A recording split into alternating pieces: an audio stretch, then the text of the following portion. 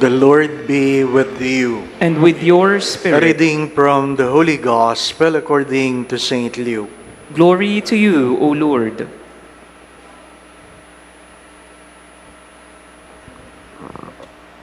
Since many have undertaken to compile a narrative of the events that have been fulfilled among us, just as those who were eyewitnesses from the beginning and ministers of the word have handed them down to us, I too have decided, after investigating everything accurately anew, to write it down in an orderly sequence for you, most excellent Theophilus, so that you may realize the certainty of the teachings you have received. Jesus returned to Galilee in the power of the Spirit, and news of him spread throughout the whole region. He taught in their synagogues and was praised by all. He came to Nazareth, where he had grown up, and went according to his custom into the synagogue on the Sabbath day. He stood up to read and had handed the scroll of the prophet Isaiah. He unrolled the scroll and found the passage where it was written, "The Spirit of the Lord is upon me, because He has anointed me to bring glad tidings to the poor. He has sent me to proclaim liberty to captives and recovery of sight to the blind, to let the oppressed go free, and to proclaim a year acceptable to the Lord." Rolling up the scroll, he handed it back to the attendant and sat down. And the eyes of all in the synagogue looked intently at him. He said to them, "Today, this scripture passage is fulfilled in your hearing."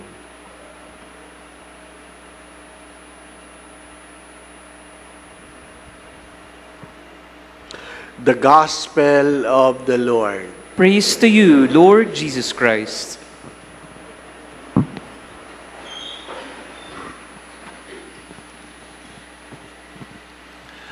The first reading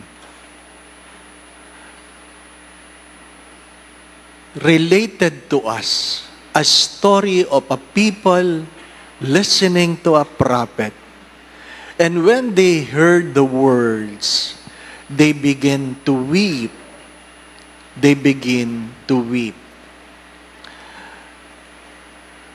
Perhaps you have your own experience of hearing something that made you cry.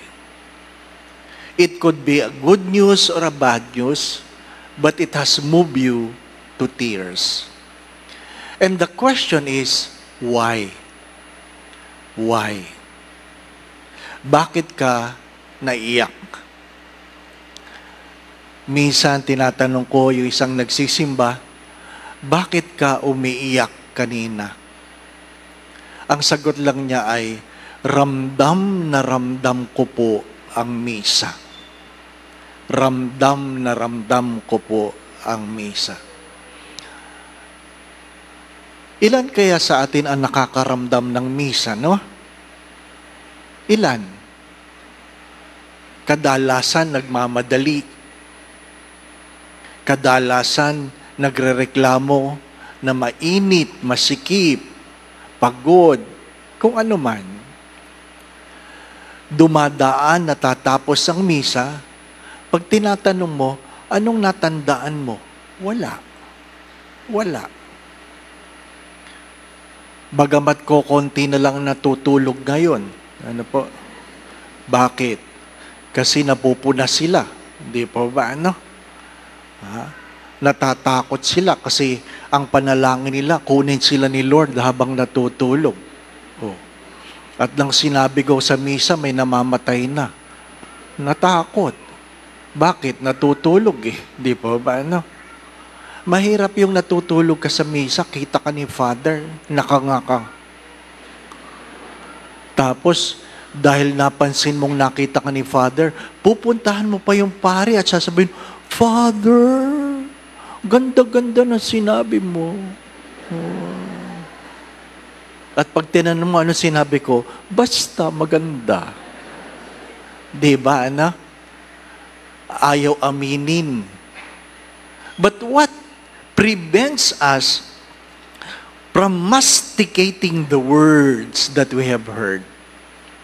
The gospel said about it, today in your hearing, it is made fulfilled.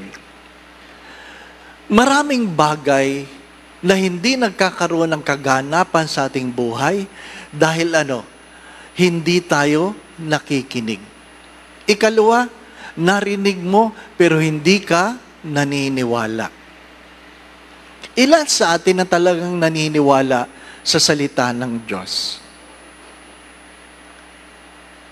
Diba, naikwento ko ito dati, diyan sa office, meron diyang ball ng Bible passages na kung saan dadamputan tao, kukunin nila, yan daw ang message ni Lord. Di po ba, Hirap gawin nun.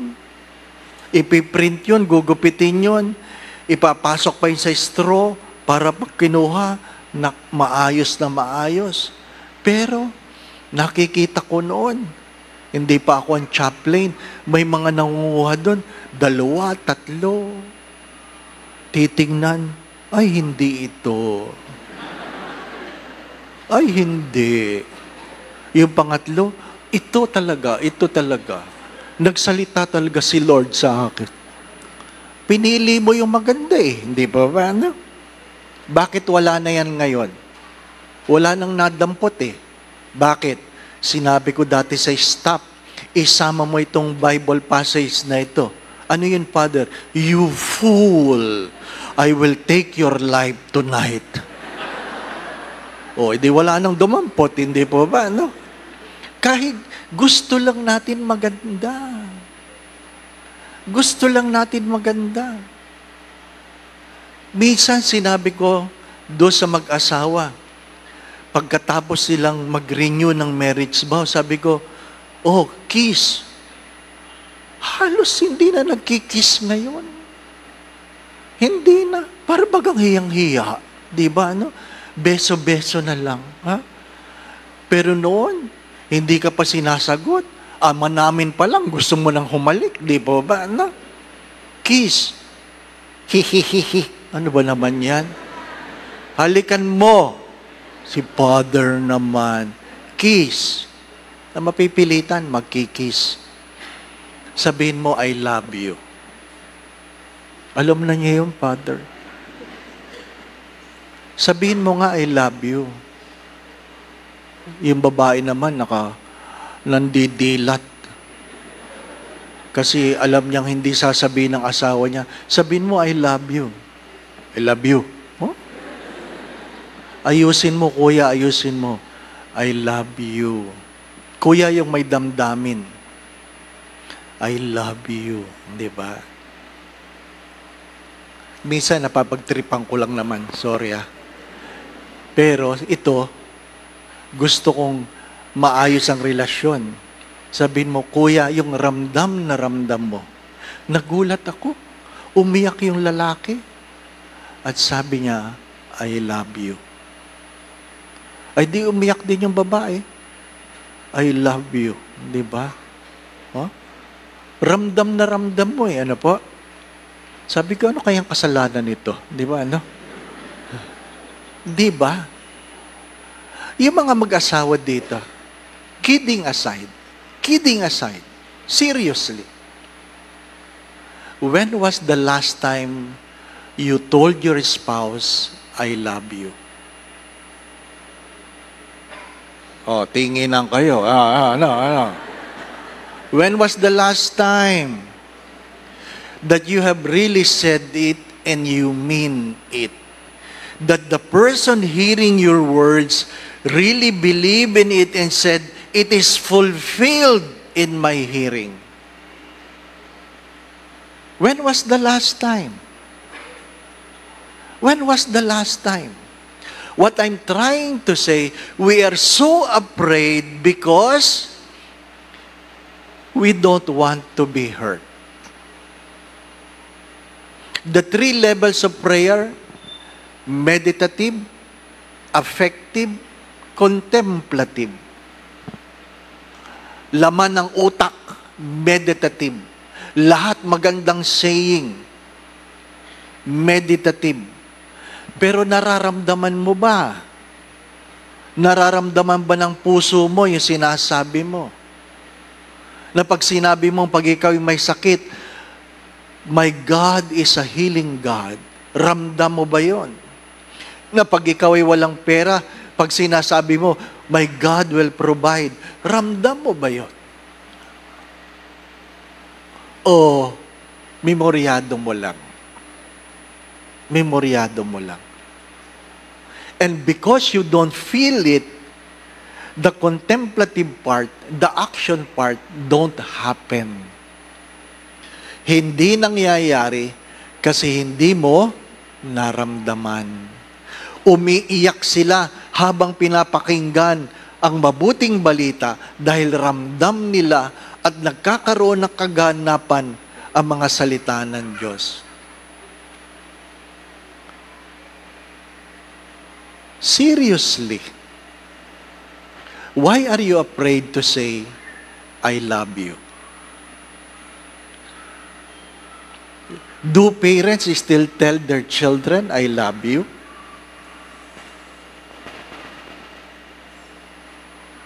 Father, hindi na nakikipag-usap ang anak ko sa akin. Nanay, sinong may problema? Yung anak o ang magulang? Anak, magkwento ka naman. Ang tagal-tagal bumubelo ng bata. Sasabihin ng bata minsan, Ma, ano yon? May kukwento lang ako sa iyo. Ano na naman? Oh. Wala na, Mama, wala na. Tinakot mo na eh. Tinakot mo na. How many of the times we talk, we really listen with our hearts. Sabi ng isang nanay, umiiyak, nag-suicide ang anak. Guilty.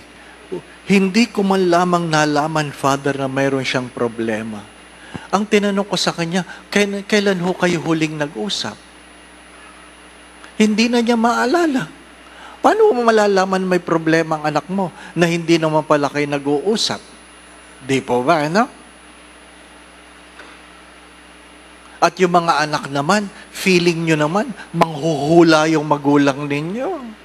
Na pag kayo may nararamdaman, alam nila kaagad. Walang manghuhulang magulang.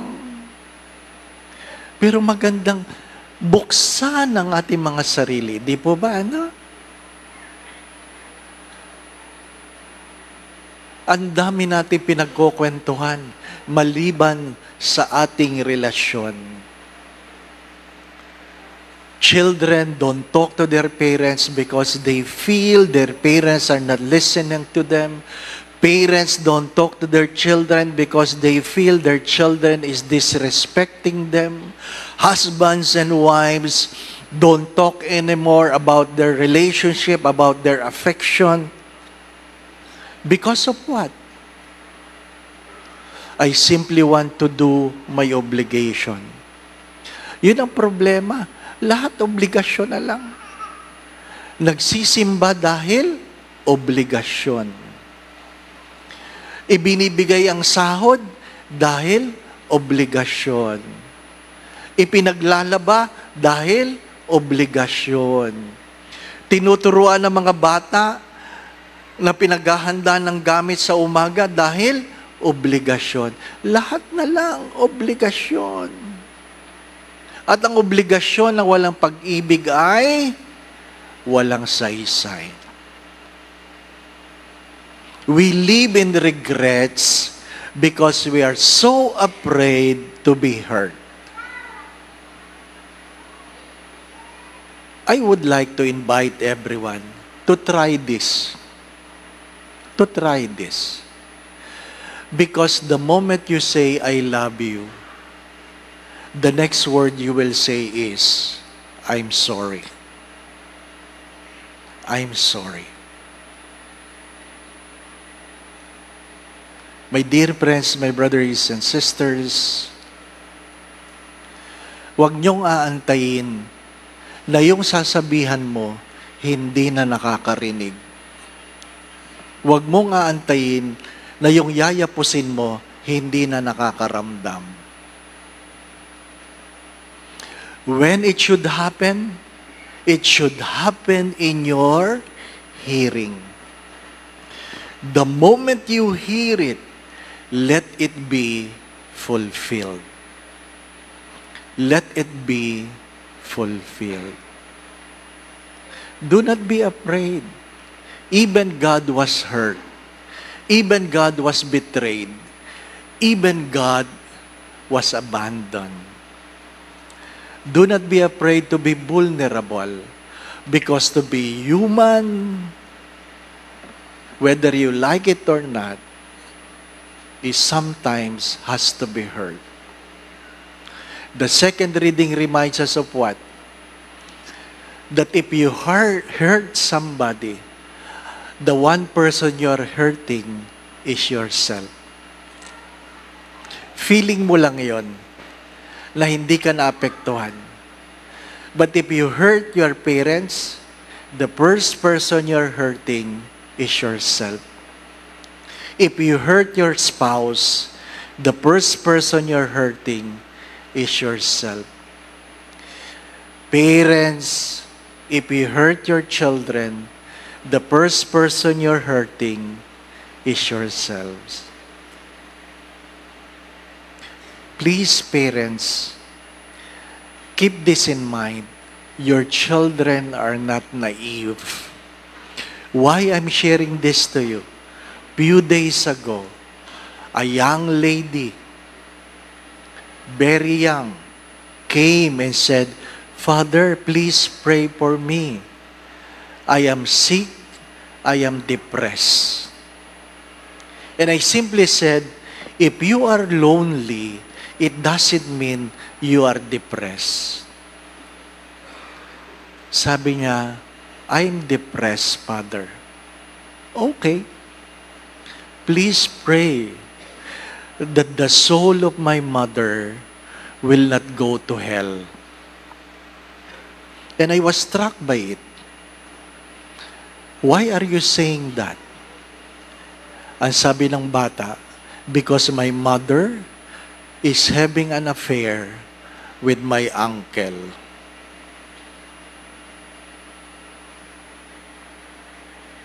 Do you think your children is not aware of what is happening on you? Kaya nga nung minsan sinabi ko, you have the right to be happy, but not at the expense of anybody.